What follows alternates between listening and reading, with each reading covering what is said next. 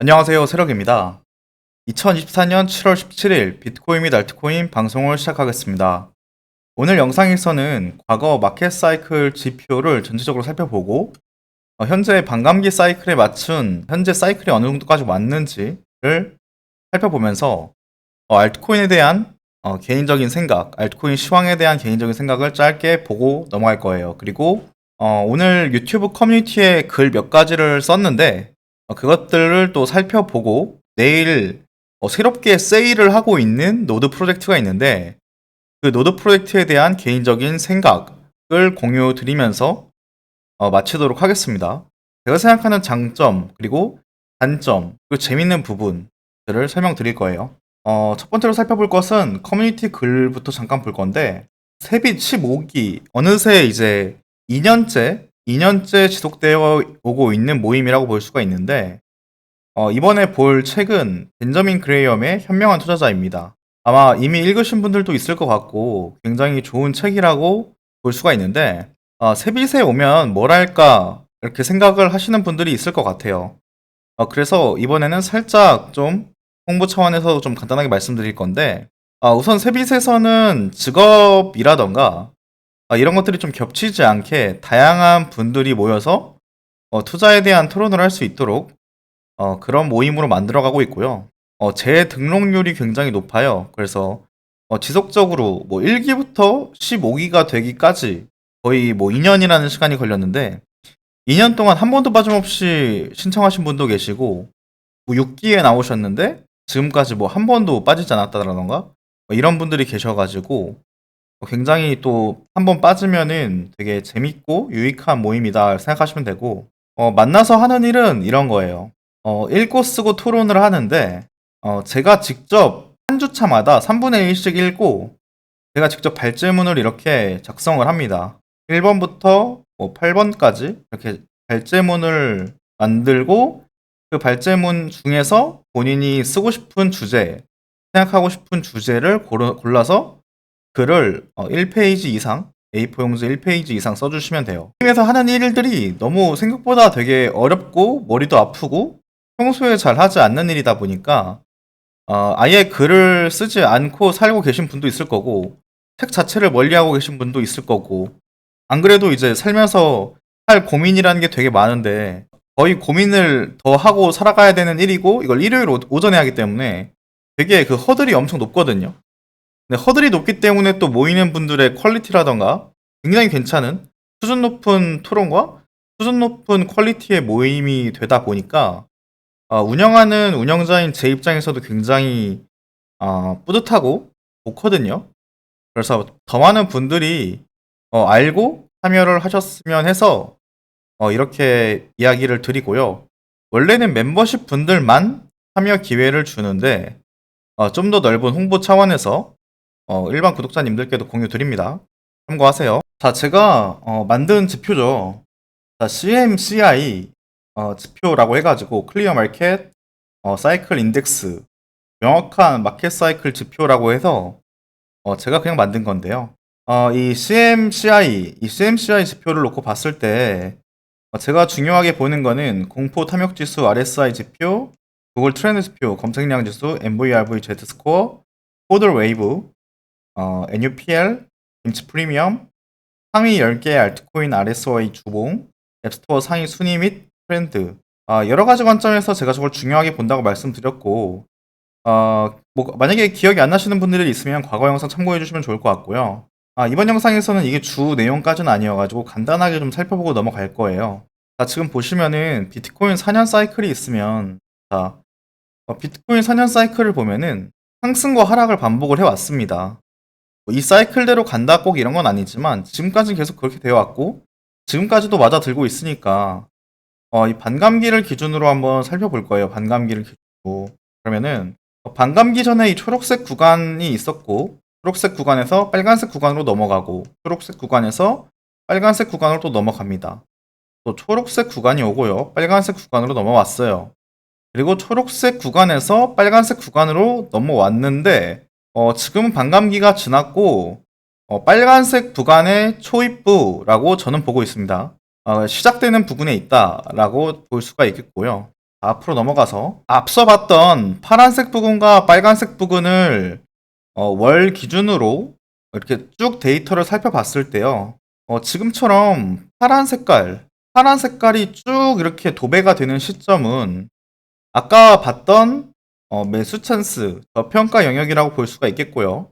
이렇게 빨간색으로 물드는 영역, 이렇게 빨간색으로 물드는 영역은 고평가 영역.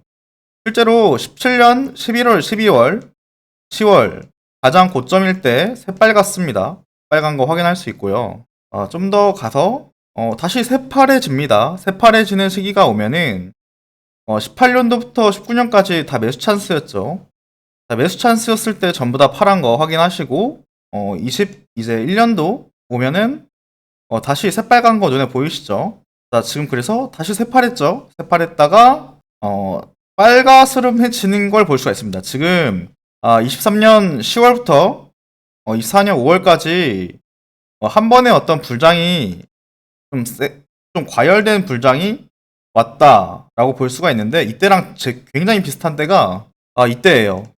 16년도 12월부터 7년 12월 이거는 제 그냥 가정인데 16년 12월부터 17년 4월까지 나왔던 어떤 그림과 지금 그림이 사뭇 되게 비슷해요. 지표들이 나타내는 그 색이 굉장히 비슷하거든요. 만약에 과거랑 비슷하게 간다고 하면은 요쯤부터 이제 뭐 몇 개월 후부터는 새빨갛게 물들는 그런 이제 장을 볼 수가 있겠죠. 저는 그런 장이 올 가능성이 높다라고 보고 있지만, 과거 21년 12월쯤에, 비트코인 고점을 갱신했음에도 불구하고, 이때 당시에 알트코인이 그렇게 막 뜨겁지 않았거든요. 그래서 비트코인은 계속 가서 전고점을 갱신하는데, 알트코인이 아주 뜨거워지지 않는 장이라는 그런 가정도 우리는 머릿속에 넣어두긴 넣어야 된다. 라는 거를 사이클적인 관점에서 이야기를 드리고 넘어가겠습니다.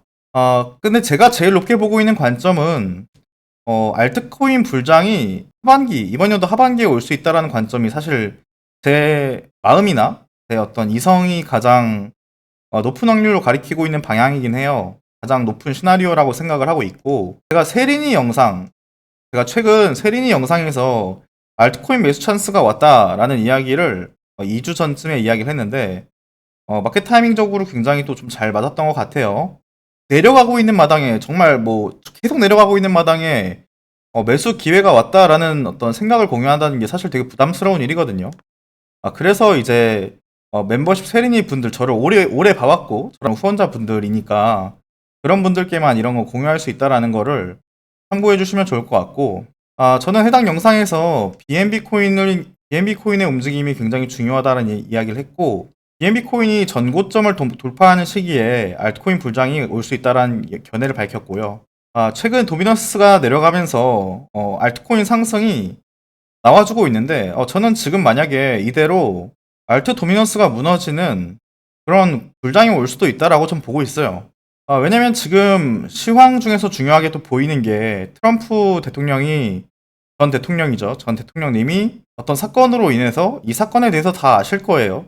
어떻게 보면 되게 위험할 뻔했던 상황이지만 이런 과정에서도 주먹을 이렇게 멋지게 올리시면서 굉장히 대선 승리 가능성이 높아졌는데, 아시다시피 트럼프 대통령 같은 경우에는 친가상자산이거든요. 친가상자산.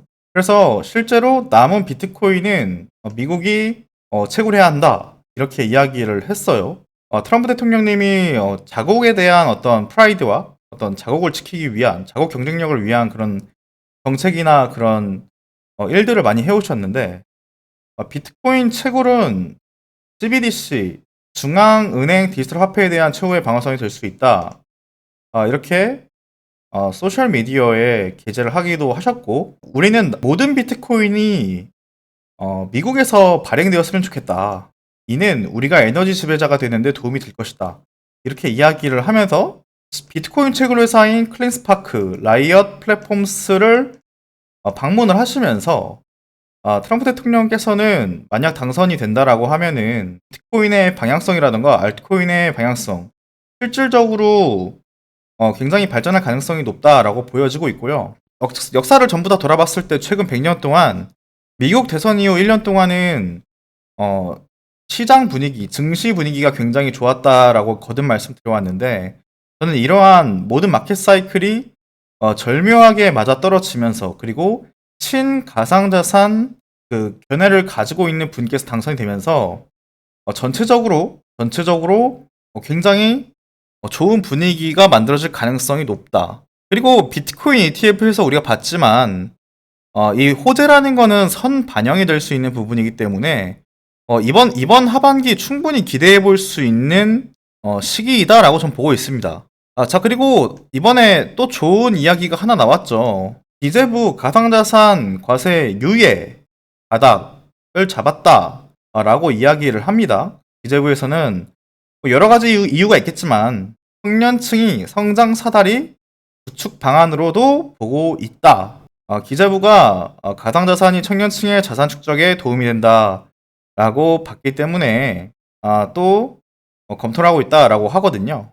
그래서 금융투자소득의 기본 공제액은 5천만인 것에 5천과 비교해서 가상자산 과세 공제액은 250만 원으로 차이가 커서 투자 위축 우려가 있다. 그러면 지금 기재부에서는 가상자산 투자를 열심히 해야 되는 상황이다라고 이야기를 뭐 하는 이야기인데 이거는 사실 뭐 정확한 이유는 뭐 알 수 없죠. 알 수 없지만 가상자산 유예가 된다라고 하면 확실히 더 공격적으로 할 수 있다라는 것이고 여기 텔레그램 들어오실 분들 꼭 들어오셔서 이건 무료니까 정보 받아 가시고요. 자, 그 다음에 볼 내용은 오늘 커뮤니티에 올린 루비아 리브랜딩이라는 내용을 볼 건데요. 유튜브 커뮤니티로 보면은 가독성이 너무 안 나와요. 그게 좀 안 좋은데 텔레그램에 올리는 거를 유튜브 커뮤니티에도 다 올리고 싶긴 한데 가독성이 너무 안 좋아가지고 텔레그램 글로 정리한 거를 제가 좀 살펴볼게요. 자, ORN이라는 코인이 루미아로 리브랜딩을 해요. 그래서 노드 판매를 진행하는데 이 노드가 재밌는 특징 두 가지가 있어요. 하나는 거래소 상장이 보장이 되어 있는데 그 상장이 보장되어 있는 거래소가 바로 바이낸스랑 코인베이스예요. 그래서 어떻게 보면은 우리가 노드 투자를 일반적으로 하면은 어디 상장을 하냐 자 솔직히 MEXC 이런 데 가면은 되게 실망스럽고 막 게이트와이오 가도 좀 실망스러운데 막 OKX 간다, 바이낸스 간다, 막 코인베이스 간다 이러면은 막 엄청 신나고 그러잖아요. 근데 이거는 이미 바이낸스랑 코인베이스랑 상장이 된 상태로 출발을 하는 코인인 거예요. 그러니까 좀 이런 케이스는 좀 많지가 않다 보니까 좀 재밌네 이런 생각이 들고 어떻게 보면은 우리가 상장을 언제 하냐 상장을 언제 하는지가 엄청 우리가 노드 투자를 하면서 되게 중요한 부분이잖아요. 근데 그래서 우리는 이제 노드 투자를 하고 나면은 상장을 대체 언제 하는 거야 7월에 한다고 했으면서 8월에도 안 하고 9월에 한다고 막 이러면서 화가 막 나는데 이럴 필요가 없는 거예요. 그냥 무조건 그냥 상장되어 있어요. 상장이 되어 있어서 그냥 토큰 수합을 1대1로 무조건 해준다라고 하니까 이 부분이 또 이 포인트에서 우리가 볼 수 있는 게 너무 많이 팔릴 경우에는 차라리 그냥 토큰으로 하는 게 나을 수도 있다. 자, 이게 무슨 말이냐? 자, 우리가 어차피 정해진 토큰량을 하루하루 채굴하기 때문에 노드가 많이 팔리지 않으면은 고정된 채굴량에서 훨씬 더 많은 코인을 채굴할 수 있단 말이에요. 근데 우리가 평소에 노드가 너무 많이 안 팔리면 문제가 뭐냐면은요. 거래소에서 거래 상장 심사라는 것들을 하는데 다른 프로젝트들은 노드를 10,000개 팔고 15,000개 팔고 이렇게 하면은 그만큼 트랜잭션도 많이 일으키고 굉장히 긍정적으로 보고 있는 상태에서 프로젝트가 진행이 되는데 그래서 거래소 상장 심사도 통과하고 거래소 상장도 되고 그런 거란 말이에요. 그러니까 막 노드가 막 판매한다고 해놓고 하나도 안 팔리면은 그것도 불안한 거예요. 산 사람 입장에서. 아니 노드를 다른 데는 잘 이렇게 파는데 왜 여기는 500개밖에 못 팔아 이러면은 불안한 거죠. 사놓고. 근데 다행인 거는 안 팔리면은 만약에 세상 모두가 아무도 안 샀어요. 아무도 안 사고 나만 샀다. 그러면은 정해진 할당량에서 제가 그 할당량을 다 먹는 거란 말이에요. 그러면은 너무 이익인 상황인 거예요. 그래서 안 팔리면 오히려 이거는 굉장히 또 너무 안 팔려도 확정적 수익, 왜 확정적 수익이냐면 현재 지금 이 ORN이란 코인이 9천만 개 정도가 발행되어 있는데 이 9천만 개는 전부 1대1로 루미아 코인으로 스왑이 되거든요. 채굴할 코인 역시도 ORN 코인이랑 똑같은 가격으로 채굴이 된다라고 생각하시면 돼요. 이거를 계산해 보면은 현재 계산하는 식도 있는데 전체 채굴량이 있으면은 그 하루 채굴량이 있단 말이에요. 그러면 하루 채굴량 나누기 전체 팔린 노드 숫자를 하루에 내가 얼마를 채굴할지를 알 수가 있고 그걸 바탕으로 내가 몇 달 만에 멘징을 할 수 있는지 몇 달 만에 얼마의 돈을 벌 수 있는지를 현재 시장 가격으로 계산할 수 있단 말이에요.